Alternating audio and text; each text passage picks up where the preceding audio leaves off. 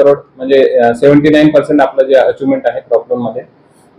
हे जे मागच्या वर्षी जे कर्जमाफी झाली होती त्याच्यात आपण 81% अचीव्ह केलं होतं। त्या अनुषंगाने यावर्षी आपलं जे बजेट पण आपलं वाढून आलेलं होतं, त्या हिशोबाने ब्रांचेसनी पण आणि शेतकऱ्यांनी पण खूप प्रतिसाद दिला, त्यामुळे आपलं 79% अचिव्हमेंट झालेलं आहे। यावर्षी आपण ते 5 वर्षाचा पूर्ण आढावा बघता जे आपलं मॅक्सिमम अचिव्हमेंट होतं 1033 करोड, त्याच्या हिशोबाने आपण 1100चं टार्गेट आपण रिकमेंड केलेलं आहे वरती। पण परंतु आपण 1100 जरी केलं पण मागच्या वर्षी 1300 करोड असल्यामुळे ते परत रिवाइज होऊन येईल, 1300 करोडच होईल आपलं, होऊ शकते त्याच्यापेक्षा पण आपल्याला वाढवून देता येईल। त्या अनुषंगाने आम्ही ब्रांचेसला बँकेला इन्स्ट्रक्शन दिलेले आहे की बा तुम्ही जे क्रॉप लोनचे ऍप्लिकेशन येतील त्यांना रिजेक्ट न करता त्यांना जास्तीत जास्त प्रमाणात जे नवीन स्केल ऑफ फायनान्स आहे त्याच्यानुसार त्यांना आपल्याला फायनान्स करायचं आहे। प्लस जे रिन्युअल वाले लोक येतील, जे कस्टमर येतील, शेतकरी येतील, त्यांच्यासाठी आपल्याला त्यांना 10% लिमिट हे वाढून द्यायची आहे।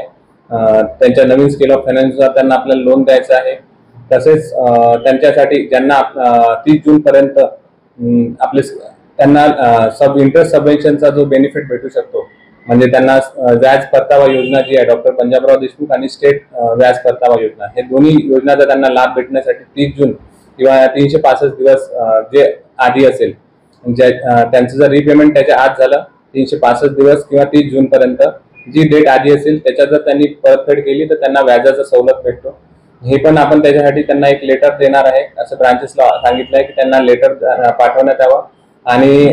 त्यांना जे आहे त्याच्यात त्यांना फायदे सांगण्यात यावे की क्रॉप लोन जर रिन्युअल झाला तर त्यांना काय काय त्याच्यात बेनिफिट भेटतो,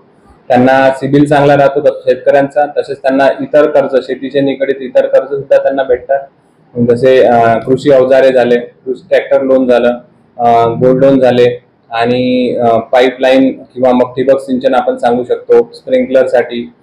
इतर योजनांसाठी सेरिकल्चर डिपार्टमेंट आता आपल्या वर्धा जिल्ह्यात नवीन एक योजना चालू झाली, शेड बांधणी करता सुद्धा पण त्यांना आपण लोन देऊ शकतो। तसेच एक ऍग्रिकल्चर मधून आपण त्यांना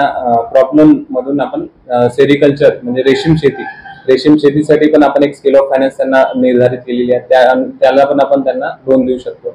आणि 100 हेक्टरवर जे आपण वर्धा जिल्ह्याने टार्गेट घेतला आहे सेरिकल्चरचा, तर याच्यात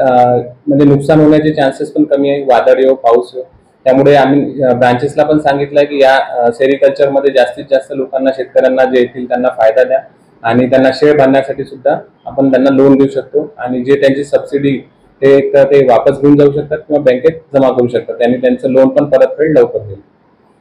तसेच आपण जे म्हातारे लोक राहतील किंवा जे बुजुर्ग व्यक्ती राहतील शेतकरी, त्यांना लिहिण्यासाठी फॉर्म वगैरे फिलअप करता येत नाही, तिथे आपण त्यांना सांगितलं की बँक सखी किंवा नजीकच्या ग्रामपंचायत असतील तिथे त्यांची लोकांची मदत घ्या। एबीपी माझा, उघडा डोळे बघा नीट।